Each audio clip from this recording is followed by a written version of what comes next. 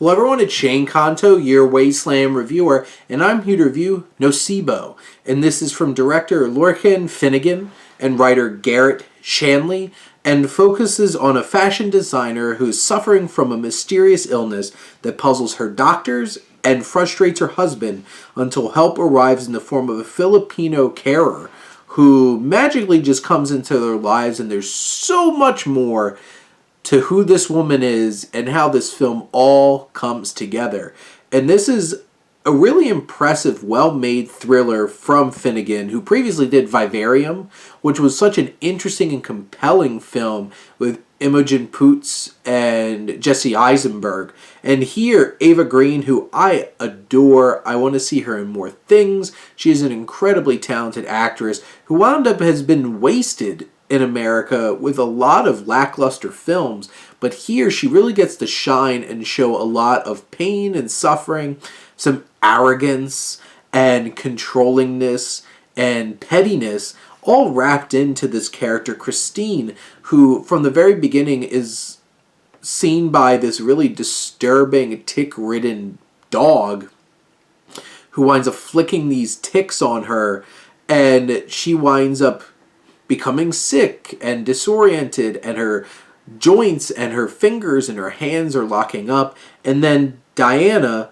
Chai Fonacier, who's this young Filipino woman, Diana, who winds up coming to her doorstep. Now here's the thing. There's a lot of deep and interesting themes when it comes to capitalism and political relationships between America and these countries that we take advantage of in so many ways.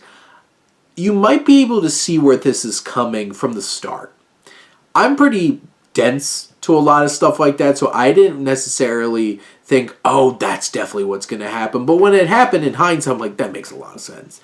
But it's one of those kinds of things where it's engrossing and has plenty to say, and does it in this most impactful third act that builds up so much tension and emotion and fear and suspense, and it just blows off this amazing finale to this film that's been this slow burn throughout, setting up Christine, Eva Green's character, Felix, Mark Strong's character, her husband, who's cold and distant, Billy Gadsden, who plays Bob's, their daughter, and of course, Diana, played by Chai, she starts off so sweet, and you just want to love her and appreciate her. But throughout the film, she begins to be able to show layers and dimensions of this character that it's engaging and enthralling to watch her interact, especially with Eva Green later in this film. It's a surprise turn that we get to see these layers, but it's so effectively rendered in the performance that across the board, these performances are really great. And yes, it might be a little bit easily predictable, but where this film takes you is dark and menacing and slaps you in the face because it makes you confront things that you probably hope that you wouldn't have to confront.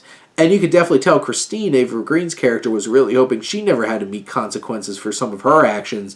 And this film is about actions and consequences and revenge and punishment and all of these things rolled into one.